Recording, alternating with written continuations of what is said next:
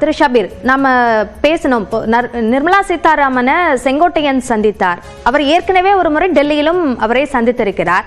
அதன் பிறகாக மீண்டும் அவரை சந்தித்திருக்கிறார். அதே போன்று சீமான் சந்தித்தார் என்ற தகவல்களும் வெளியானது. ஆனால் அதனை அவர் நியூஸ் 18க்கு அளித்த பேட்டியில் மறுத்திருக்கிறார். திரு கேசிபி நிர்மலா சீதாராமனை சந்தித்திருக்கிறார். இந்த சந்திப்புகள் எல்லாம் எப்படி பார்க்க வேண்டியிருக்கு?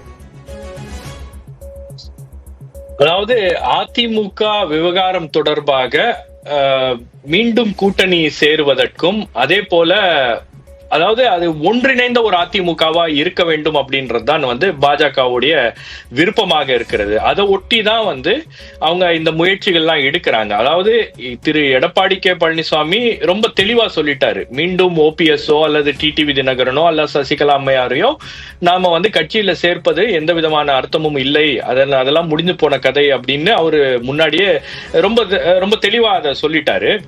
ஆனால் இன்னைக்கு பாஜகவுக்கு என்ன தேவையாக இருக்கிறது அப்படின்னு பாத்தீங்கன்னா, மீண்டும் இவங்களை எல்லாம் கூட்டணியில சேர்க்கணும் அப்படின்ற ஒரு முடிவுல இருக்காங்க, அல்லது அதிமுகவிலேயே அவங்கள இன்க்ளூட் பண்ணணும் அப்படின்ற ஒரு முடிவுல இருக்காங்க. ஏன்னா ரொம்ப டீப்பா பிஜேபி அதிமுக விவகாரத்துல இறங்கிருச்சு. அதுதான் இதுல இருக்கக்கூடிய மிகப்பெரிய சிக்கல். நீங்க புலிவால புடிச்ச கதை மாதிரி அதிமுக விவகாரங்கள்ல, அதிமுகவுடைய கட்சியுடைய உள் விவகாரங்கள்ல பிஜேபி தலையிட வேண்டிய அவசியமே இல்லை. ஆனா பிஜேபி என்ன நினைச்சு தலையிட்டாங்க, அம்மையார் ஜெயலலிதாவுடைய மறைவுக்கு பிறகு தமிழ்நாட்டுல நுழைவதற்கு நமக்கு ஒரு வாய்ப்பு கிடைத்து விட்டது, அதனால நம்ம அதிமுகவை நம்ம கட்டுப்பாட்டுக்குள்ள கொண்டு வந்துருவோம் அப்படின்ற ஒரு முயற்சியில் அவங்க நுழையும் போது அது பெரிய அளவுக்கு காம்ப்ளிகேட்டடா மாறிடுச்சு. அதாவது முதல்ல ஓபிஎஸ் அவங்க ரொம்ப தீவிரமா நம்பினாங்க. ஓபிஎஸ் தர்ம யுத்தம் நடத்தியதே ஒரு பெரிய விஷயமாக பாஜகவுடைய பேக்கிங்கோட நடத்தினாரு. ஆனால் ஓபிஎஸ்க்கு ஒரு மிகப்பெரிய செல்வாக்கு கட்சியில இல்லை அப்படின்னு தர்ம யுத்தம் மற்ற விஷயங்கள்லாம் நடந்ததுக்கு பிறகுதான் அவங்களுக்கு தெரிகிறது. அப்ப தப்பான ஆளை நம்ம பேக் பண்ணிட்டோமோ, சப்போர்ட் பண்ணிட்டோமோ அப்படின்ற ஒரு யோசனை. அதுக்கப்புறம் அம்மையார் சசிகலா தேர்தலில் போட்டியிடக்கூடாது அப்படின்னு சொல்லிட்டு அவங்களையும் வாபஸ் வாங்க வைக்கிறாங்க. நிறைய விஷயங்கள்ல பிஜேபி பின்னணியில இருந்து இயக்கிட்டே இருக்காங்க அப்படின்னும் போது இன்னைக்கு மறுபடியும் அவங்க நினைச்சா கூட வெளியேற முடியவில்லை. அதாவது இன்னைக்கு அதிமுக விவகாரத்துல நம்ம தலையிட வேண்டாம் அப்படின்னா கூட ஓபிஎஸ்ஓ டிடிவி தினகரனோ சசிகலாவோ மற்றவர்களோ பாஜக தேசிய தலைமையிட்ட அவங்க போய் கோரிக்கை வைக்கிறாங்க, நீங்க வாங்க ஏதாவது ஒண்ணு பண்ணுங்க, ஏன்னா நாங்கெல்லாம் உங்களை நம்பிதான் நாங்க இதெல்லாம் பண்ணோம், இன்னைக்கு நாங்கெல்லாம் வெளியே நிற்கும் போது நீங்க எப்படி எங்களை விட்டுருவீங்க அப்படின்ற அந்த கேள்விகள்லாம் இருக்கு. அப்போ அந்த அடிப்படையில தான் இப்ப மறுபடியும் இபிஎஸ் எப்படியாச்சும் கன்வின்ஸ் பண்ணணும்னு நினைக்கிறாங்க, ஒன்றிணைந்த அதிமுக வேண்டும் அப்படின்னு. இப்ப அந்த ஒன்றிணைந்த அதிமுகவை உருவாக்குறதுல ஒரு பெரிய சிக்கல் என்பது இருக்கிறது. அதனால இப்ப ஓபிஎஸ் விட்டுட்டாங்க, இப்ப செங்கோட்டையன் அவர்களை எடுத்திருக்காங்க கையில. இப்ப செங்கோட்டையன் அவர்கள் அந்த சந்திப்புகள் இதெல்லாம் நடந்திருக்கிறது. பட் எந்த அளவுக்கு செங்கோட்டையன் அவர்கள் அந்த விஷயங்களை செய்வாருன்னு தெரியல. பட் பாஜக பேக்கிங்கோட ஏதாவது ஒரு விஷயங்களை பேச முடியுமா, டிஸ்டர்ப் பண்ண முடியுமா அப்படின்னா நிச்சயமாக அதெல்லாம் அவர்களால் செய்ய முடியும். ஒரு நெருக்கடியை இப்ப இருக்கக்கூடிய அதிமுக தலைமைக்கு ஏற்படுத்த முடியும். பட் அதே சமயத்துல உங்களுக்கு கட்சிக்குள்ளேயும் இருக்கக்கூடிய இரண்டாம் கட்ட தலைவர்கள், சில தலைவர்கள் மீண்டும் ஒரு அணியில் நாம் இருப்பதுதான் நல்லது, டிடிவி தினகரனோ ஓபிஎஸ்ஓ சசிகலா அவர்களையோ மீண்டும் உள்ள கொண்டு வந்துடலாம் அப்படின்ற ஒரு பேச்சும் இருக்கு. அதே போல பழைய தலைவர்கள்லாம் இருக்காங்க இல்லையா, அதாவது அதிமுகவுல இருந்து இப்போ கொஞ்சம் ஒதுங்கி இருக்கக்கூடிய தலைவர்கள், உதாரணத்துக்கு சொல்ல போனோம்னா சைதை துரைசாமி, அதே போல கேசிபி கட்சியிலிருந்து வெளியேற்றப்பட்டார். அப்போ இந்த மாதிரியான தலைவர்களை எல்லாம் பேசி அவங்க மூலமாக ஒரு கருத்தை உருவாக்கணும்னு நினைக்கிறாங்க. அதாவது ஒன்றிணைந்த அதிமுக தான் ஒரு வலுவான அதிமுகவாக இருக்க முடியும்.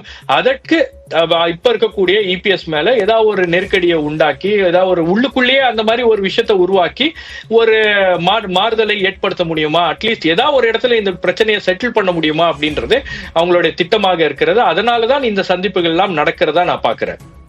அதனாலதான் இந்த சந்திப்பு நடக்குது, அல்லது இபிஎஸ் அங்க அமித்ஷாவை போய் சந்தித்தது, இதற்கு பின்னணியிலெல்லாம் இந்த விஷயங்கள் தான் இருக்கு, அதை நோக்கிதான் அதிமுக நகருது அப்படின்னா, நீங்க குறிப்பிட்ட மாதிரி திரு சைதை துரைசாமி நியூஸ் 18க்கு அளித்த பேட்டியில தான் இந்த தகவல்களை சொல்றார். ஒன்றிணைந்த அதிமுக பாஜகவோட இணைந்து தேர்தலை சந்திக்கணும் என்று.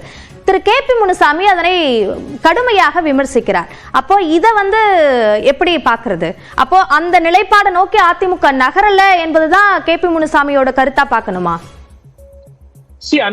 அந்த நிலைப்பாடை நோக்கி நகர்வதற்கு இப்ப இருக்கக்கூடிய அதிமுக தலைமை விரும்பவில்லை. அது இபிஎஸ் ஆக இருந்தாலும் சரி, கேசிபி கேபி முனுசாமி ஆக இருந்தாலும் சரி, சிவி சண்முகமாக இருந்தாலும் சரி, மற்றவர்களாக இருந்தாலும் சரி, அவங்க அதை நோக்கி பண்ணணும்னு விரும்பல. அவங்க வெளியேறிட்டாங்க, கட்சியில இருந்து வெளியேறிருக்காங்க, அவங்க ஒரு தனி கட்சி ஆரம்பிச்சுட்டாங்க, அவங்களுடைய செல்வாக்குல அவங்க என்ன வேணா பண்ணிட்டு போட்டோம், நாம கட்சியை பலப்படுத்தணும் அப்படின்ற அந்த நோக்கத்துல நாம இருக்கோம் அப்படின்னும் போது மறுபடியும் இவங்களை உள்ள கூப்பிட்டு வந்துட்டோம்னா மறுபடியும் உங்களுக்கு அந்த கட்சிக்குள்ள இருக்கக்கூடிய அந்த பழைய பிரச்சனைகள் எல்லாம் மீண்டும் மீண்டும் உருவாகும். ஒரு சலசலப்பு கட்சிக்குள்ள இருந்துகிட்டே இருக்கும். அது அதிமுகவுக்கு நல்லதில்லை அப்படின்னு தற்போது இருக்கக்கூடிய தலைமை யோசிக்கிறாங்க. அதுல அவங்களுக்கு பர்சனல் இஷ்யூஸ் கூட இருக்கலாம். ஏன்னா இவங்க எல்லாம் உள்ள வந்தாங்கன்னா நம்மள ஓரம் கட்டிடுவாங்களோ அப்படின்ற பயம் இருக்கலாம். அதுல ஏன்னா உங்களுக்கு எல்லாருக்கும் சர்வைவல் தான் ஒரு மிகப்பெரிய பிரச்சனையாக இருக்கிறது. அப்போ இந்த மாதிரியான விஷயங்கள்லாம் இருக்கும் போது இதெல்லாம் ஒரு நாள்ல பேசி தீர்க்கின்ற விஷயங்களாக இல்லை. இப்ப நீங்க கேட்டீங்க எனக்கு அதுக்கு முன்னாடி பிரதமர் நரேந்திர மோடி வரும்போது இபிஎஸ் ஏன் சந்திக்கவில்லை அப்படின்னு. இபிஎஸ் உடைய சந்திப்பு இன்னைக்கு தேதிக்கு நடந்து இருக்கணும் அப்படின்னா நாம பேசக்கூடிய இந்த ஓபிஎஸ் உடைய விஷயங்களோ அல்லது சசிகலாவுடைய விஷயங்களோ டிடிவி தினகரனுடைய விஷயங்களோ தீர்மானித்து அதுக்கு ஒரு இறுதி முடிவை எட்டப்பட்டிருக்கக்கூடிய ஒரு சூழல்ல இந்த சந்திப்புகள் எல்லாம் நடப்பதற்கான ஒரு கார்டியல் ரிலேஷன்ஷிப் நடப்பதற்கான ஒரு வாய்ப்புகள் அப்படின்றது இருக்கிறது. அப்போ இதெல்லாம் இன்னும் பேச்சுவார்த்தையில் தான் இருக்கு. ஏன்னா திரு அமித்ஷா அவர்கள் பேசும்போது கூட நாங்க பேசிட்டு இருக்கோம் அப்படின்னு தான் சொல்றாங்க.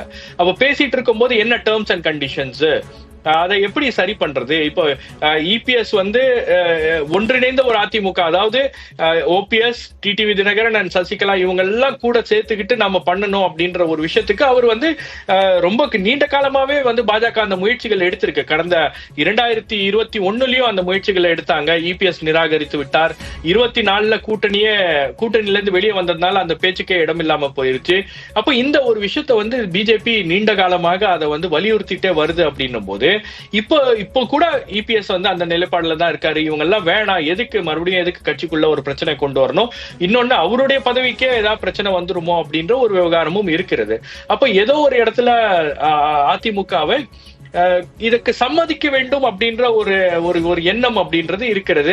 அப்போ எல்லா லீடர்ஸையும் கூப்பிட்டு அவங்க இன்புட்ஸ் கேட்கறாங்க. அந்த அடிப்படையில தான் திரு செங்கோட்டையன் அவர்களை கூப்பிட்டு சில இன்புட்ஸை கேட்டிருக்கலாம், கேசிபி அவர்களை கூப்பிட்டு சில இன்புட்ஸை கேட்டிருக்கலாம். கேசிபி உடைய விஷயத்துல நீங்க ரொம்ப முக்கியமான விஷயம் என்ன கவனிக்கணும்னா, கேசிபி வழக்கும் போட்டிருக்கிறார் அந்த சிம்பல் குறித்து. அதிமுக தொடர்பான வழக்குகள்லயும் அவர் ஒரு பார்ட்டியா இருக்காரு அப்படின்னும் போது அந்த வழக்குகளை வைத்து என்ன பண்ண முடியும்? அதாவது இப்ப என்ன பிரச்சனைனா, பாஜகவை பொறுத்த வரைக்கும் ரொம்ப அக்ரெசிவா போய் மறுபடியும் இடி ரெய்டு, இன்கம் டாக்ஸ் ரெய்டு இந்த மாதிரியான விஷயங்களை கையில எடுத்து அதிமுகவை நாம கண்ட்ரோல் பண்ணணும்னு நினைச்சோம்னா அது பேக் ஃபயர் ஆகும் அப்படின்றதுனால பேச்சுவார்த்தை மூலமாக இதை சரி செய்ய முடியுமா அப்படின்னு பாக்குறாங்க. அது ட்ரை பண்றாங்க. அது எப்படி அந்த ஒரு ஃபார்முலா ஏதாச்சும் ஒர்க் அவுட் ஆகுமா அப்படின்றது நாம பொறுத்து இருந்தா பாக்கணும். ஏன்னா கடந்த முறை 2021 தேர்தலையே எங்களுக்கு அதிக சீட்ஸை கொடுங்க, நாங்க வேணும்னா சசிகலா அவர்களையும் டிடிவி தினகரன், ஓபிஎஸ் மற்றவர்களை நாங்க அகாமடேட் பண்ணிக்கிறோம் அப்படின்னு பிஜேபி அந்த ஐடியாவும் சொன்னாங்க. பட் இபிஎஸ் அதுக்கு ஒத்துக்கல. ஏன்னா அவர் என்ன சொன்னார்னா, எங்களுக்கே செல்வாக்கு நல்லா இருக்கு, நாங்களே நிக்க வச்சு ஜெயிக்க வச்சிடறோம் அப்படின்ற மாதிரி எல்லாம் அவர் பேசி இருக்கிறாரு. சோ ஒரு பார்கெனிங் தான் நடந்திருக்கு அப்படின்ற போது இந்த தருணத்துல இன்னும் சில காலங்கள் இருக்கும். அதனாலதான் இந்த பிரச்சனை எல்லாம் ஒரு நாள்லயோ ஒரு வாரத்திலயோ 2 நாள்லயோ முடிவு செய்ய முடியாத பிரச்சனை என்பதால இப்பவே அந்த விவகாரங்களை எல்லாம் பேசி தீர்க்க வேண்டும் அப்படின்றதுக்காக தான் அமித்ஷாவே டைரக்டா இறங்கி ஒரு வருஷத்துக்கு முன்னாடியே இந்த பிரச்சனைகள் எல்லாம் அவர் கையில் எடுத்திருக்கிறார். இதை பற்றி பேசணும், இதை சரி செய்ய வேண்டும் அப்படின்ற ஒரு விஷயத்த அவரே ஒரு பர்சனல் இன்ட்ரெஸ்ட் எடுத்திருக்காரு அப்படின்னு தான் பாக்குறேன் நானு.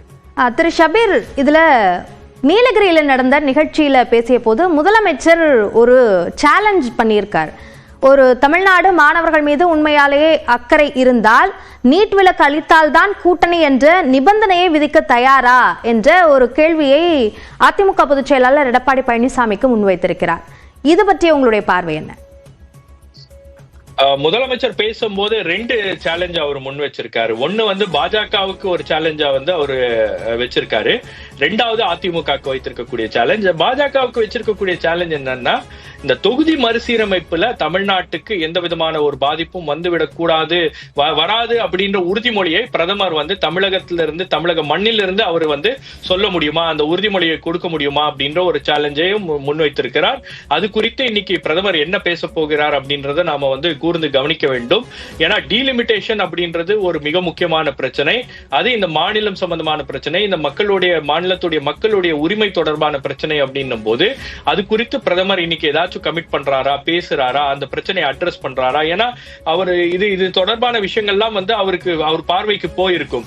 சோ தமிழ்நாட்டுக்கு வரும்போது இது குறித்து ஏதாச்சும் பேசுவோம் அப்படின்ற மாதிரி ஒரு மனநிலையில பிரதமர் இருக்கிறாரா அப்படின்றத நாம வந்து பார்க்கணும். ரெண்டாவது, நீட் குறித்து அவர் வைத்திருக்கக்கூடிய அந்த சேலஞ்ச் அப்படின்றது அது ஒரு பொலிட்டிக்கல் பாஸ்டரிங்காக தான் பாக்குறேன், ஒரு அரசியல் ரீதியான ஒரு சவாலா தான் பாக்குறேன் நானு. ஏன்னா நீங்க வந்து இந்த மாதிரி ஒரு சேலஞ்ச் எல்லாம் வச்சுட்டுலாம் கூட்டணி மற்ற விஷயங்கள்லாம் வந்து பேச முடியாது. அதாவது நீட் ஏன் வந்தது அப்படின்றதுக்காக பாஜக சொல்கின்ற விஷயங்களோ அதிமுக சொல்லுகின்ற விஷயங்களோ வந்து அது காங்கிரஸ் ஆட்சி காலத்துல கொண்டு வந்தது, அதற்கு திமுகவும் வந்து ஆதரவாக இருந்துச்சு அப்படின்லாம் வந்து ஒரு குற்றச்சாட்டை அவங்க திருப்பி வைக்கிறாங்க. அப்ப பொலிட்டிக்கலா வந்து ஒரு பிரஷரை வந்து மவுண்ட் பண்றாரு. ஏன்னா திமுகவுக்கு இன்னைக்கு வந்து ஒரு ஒட்டுமொத்த ஆப்போசிஷனையும் வந்து திமுக இன்னைக்கு ஹேண்டில் பண்றதுக்கு ரொம்ப ஈஸியா இருக்கு. ஏன்னா எல்லா ஆப்போசிஷன் பார்ட்டிஸ், எல்லா எதிர்கட்சிகளும் வந்து தனித்தனியாக இருக்கிறார்கள். ஒரு 5 முனை போட்டி அப்படின்ற ஒரு சூழல் தமிழ்நாட்டுல ஏற்படுமா அப்படின்றதுதான் வந்து திமுகவுடைய விருப்பமாக இருக்கிறது. இதுல சமீபத்துல வந்து கோயம்புத்தூருக்கு திரு அமித்ஷா அவர்கள், உள்துறை அமைச்சர் அமித்ஷா அவர்கள் வரும்போது அவர் ஆஃப் த ரெக்கார்டா சில பேர்கிட்ட பேசும்போது அவர் வந்து இந்த விஷயம் குறித்து பேசியிருக்கிறார். தமிழகத்துல மீண்டும் ஒரு 5 முனை போட்டி அப்படின்னா அது திமுக சாதகமான ஒரு சூழல் தான் வந்து உருவாகும், ஏற்படுத்தும். திமுகவுக்கு ஒரு சாதகமான சூழல் 2026 தேர்தலில் ஏற்பட்டு விடக்கூடாது, அதுக்கு ஒரு சேலஞ்ச் இருக்கணும். சோ அதனாலதான் வந்து அந்த விஷயங்களை, அதாவது கூட்டணி குறித்து, அதிமுகவுடனான கூட்டணி குறித்தான விஷயங்களை அவர் வேகப்படுத்தி இருக்காரா என்ன அப்படின்றதையும் வந்து நாம இதுல கூர்ந்து கவனிக்க வேண்டிய ஒரு விஷயமாக இருக்கிறது.